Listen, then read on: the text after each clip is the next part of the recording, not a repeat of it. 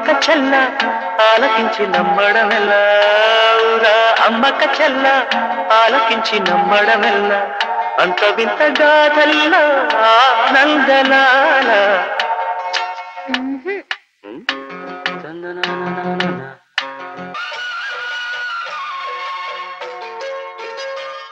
ఆ దుష్కర్లు శివుణ్ణి చంపబోతే వరమిచ్చిన పాపానికి చావు దెబ్బలు తింటూ ఉంటాడు. పార్వతి ప్రవేశించి ధర్మ వినాశకుల మీద దయ్యేమిటని ఈయనకి ప్రేరణ కలిగిస్తే అండి. అమ్మాయి గారు మీరు ఎలా సాగదీస్తారేమో నాకు తెలియదు కానీ మనం తాళం చేస్తుంటే స్టేజ్ దత్తలిపోవాలండి. ఈ మధ్యకాలంలో మన స్టేట్ లో ఇట్టాను శివుడు పుట్లో అనిపించాలండి. హేమ నేర్పగలదు, నువ్వు నేర్చుకుంటావు. అది సరే గాని ఇలాంటిది ఎక్కడ ఏ పురాణంలో లేదే. లేకపోతే ఏమండి, ఇందులో మా గొప్ప నీతి ఉంది కదండి. మగాడు తొందరపడి తప్పు చేసిన ఆడది సరిదిద్ది మంచేయాలని. ఎప్పుడు నాయన ప్రదర్శన? మీరు ఎప్పుడు పాస్ చేస్తే అప్పుడేనండి. బాబా అసలు ఎలా మొదలవుతుంది? అరణ్యంలో రాక్షస బృందం శివుణ్ణి గురించి తపస్సు చేస్తుంది.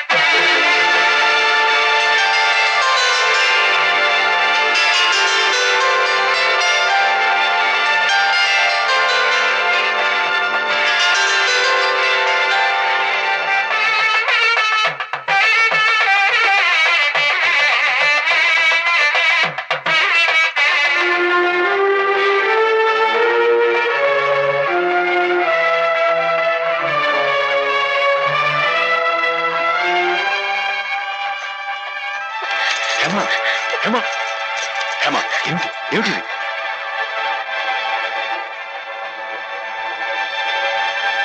ఏంటండి అమ్మాయి గారు, ఏమైందండి? ఏం లేదు.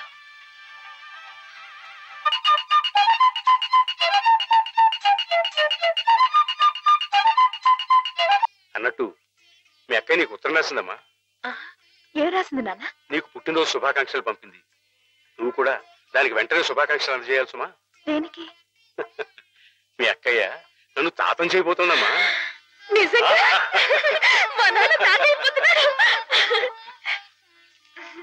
బామ్మగారు వచ్చారేమో, ఒకసారి వాళ్ళ ఇంటికి వెళ్ళి చూసొస్తానమ్మా. అమ్మాయి గారు, అమ్మాయి గారు, ఈవేళ పిఠాపురంలో ఆవులు పోటీ కదండి. నేను గంగ నిమిషం బయలుదేరుతున్నానండి. మా చంటిగాడు నేను లేని కదా అని తలా ఇస్తారేమో, మీరు కాస్త దగ్గర నుంచి చూసుకోండి. పోనీ మధ్యాహ్నం వెళ్ళకూడదా? ఎవరిదా అడుగు ఎవరిదా అడుగు పోనీ.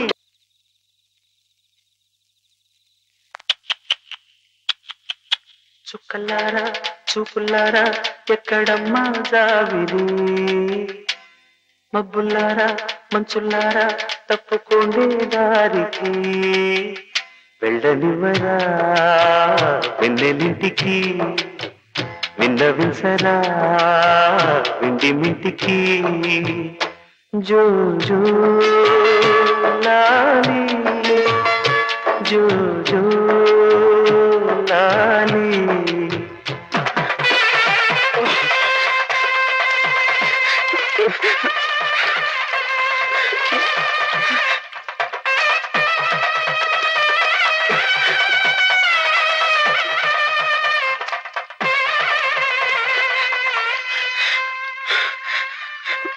మహేశ్వరుడు, పరమేశ్వరుడు, లోకరక్షకుడు, ఇవన్నీ నీ పేర్లేక ఒక్క మంచి పని కూడా చేయలేని వాడివి.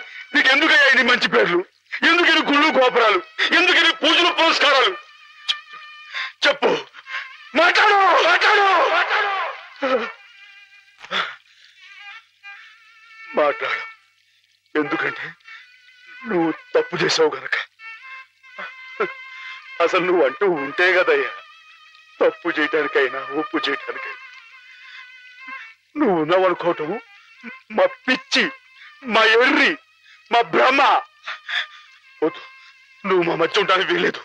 పో, దూరంగా పో, ఈ గోదావరిలో కలిసిపో, ఈ గోదావరిలో కలిగిపో. ఏమిటి ఆవేశం? దేవుడి మీద నా నీ కోపం? ఈయన దేవుడు ఎలాగవుతాడు బాబా? నమ్ముకున్న వాళ్ళకు మంచి చేసేవాడు దేవుడు, పూజలు చేసేవాళ్ళకు కాపు కాసేవాడు దేవుడు. ఈయన మనిషిలాగే మోసాడు బాబా. లేకపోతే రోజు శివారాధన చేయందే మంచి కూడా ముట్టుకుని అయ్యగారిని అర్థంతరంగా తీసుకుపోతాడా? అలాగా అయితే మాత్రం నీకేం అధికారం ఉందని దీన్ని నీటిపాలు చేయాలనుకుంటున్నావు? ఇది నేను చేసుకున్న బొమ్మ, దీని మీద అధికారం నాకు ఎందుకు ఉండదు?